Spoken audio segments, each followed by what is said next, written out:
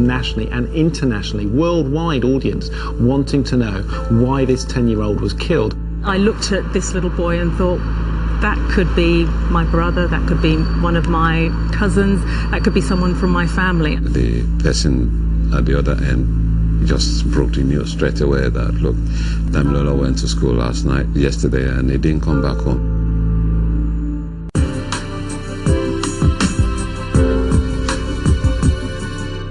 Mark Williams-Thomas is a criminologist and former detective specialising in child cases. Hi, Rav. Mark, good morning. Now, this is where he died. This is completely changed beyond all recognition, but that was a massive estate over there. There was a derelict stairwell, and that's where that poor kid lost his life. We know where he died, but what happened before that? Yeah, I mean, it's really difficult to imagine, isn't it, as the scene was then. Some of the places still exist. Obviously his school, which is just up round the corner, and the library. And what we do know is that he left the school, he went to the library to use the computers, and then he left the library, and it was from the library that he came home. Usual route, which is literally, a couple of minutes walk from down there. And obviously as he left the library, he thought he'd be home in a few minutes and he'd be able to carry on his life. These are CCTV images of Damilola playing outside the library before going in to attend an after-school club.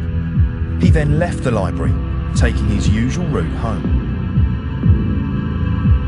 Walking along Blake's Road, Damilola was 400 yards from his home when he was stopped and surrounded by a teenage gang. Police believe they tried to steal Damilola's silver jacket. When he refused to hand it over, they stabbed him in the leg using a broken bottle.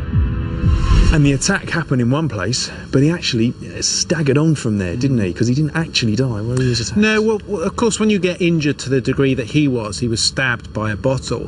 The impact was of such that he was bleeding to death, but he didn't result in immediate death, so that there was a small time period for him to then try and gain attention from somebody, and that's clearly what he was going. He was going to try and find somebody.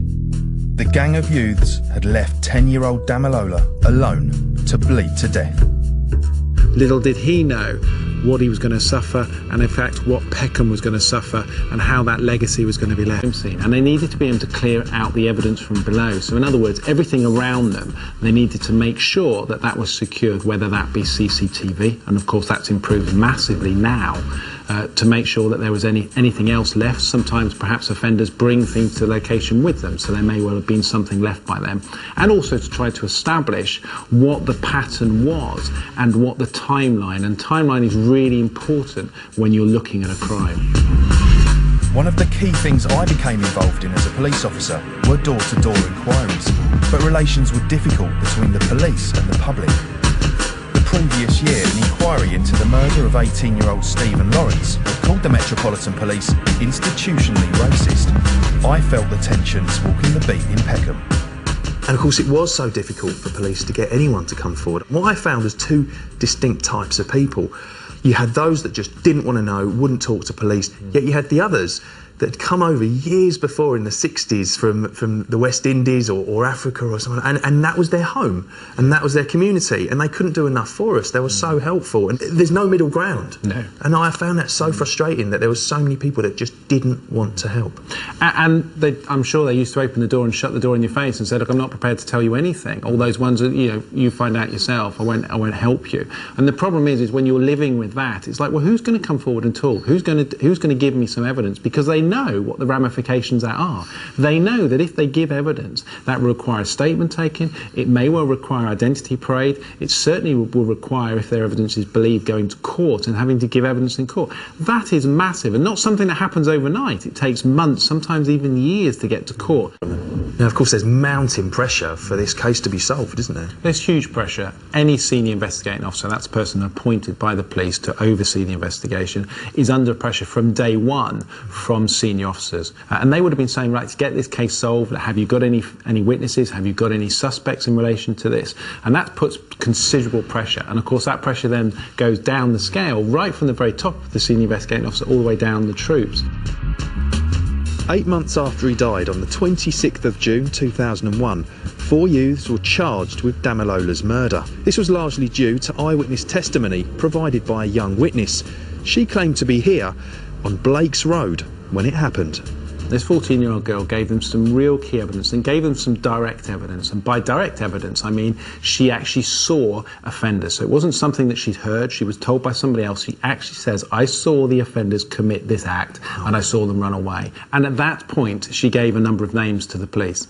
And it was those names that the police then started to act upon.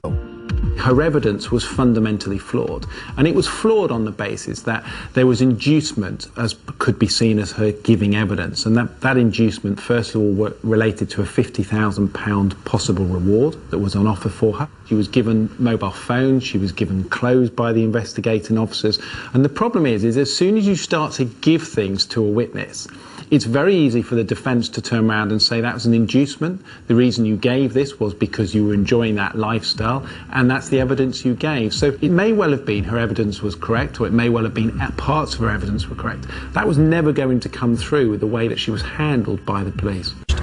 None of them had been tried for Damilola's murder before. However, all three had been originally arrested in the first few weeks of the investigation in December 2000 and released without charge.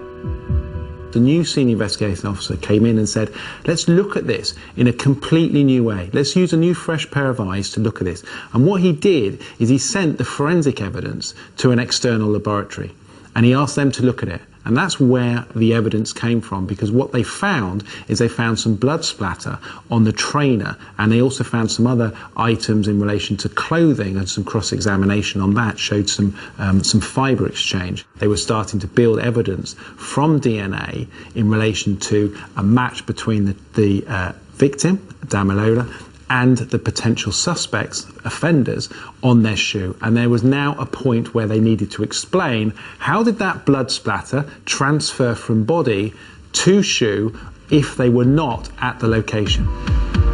In a simplistic way, the difference between murder and manslaughter is the attitude and the intent to do it. So if I were to kill somebody and I turned up at the location with a knife, with the intention of killing that individual, or I was reckless as to do so, but I still intended I'd formed that basis of it prior to attending, then that could be a murder charge.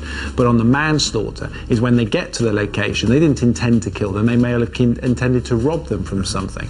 But as a result of the actions that they carried out, the individual died, then that could form the basis of a manslaughter, and that's what the view was, because there was never any evidence given both by the prosecution or the defence that the bottle was taken to the crime scene. It was believed that the bottle was found at the crime scene, and that was what was used to commit the killing. On the 9th of August 2006, Danny and Ricky Preddy were convicted of manslaughter and sentenced to 8 years each.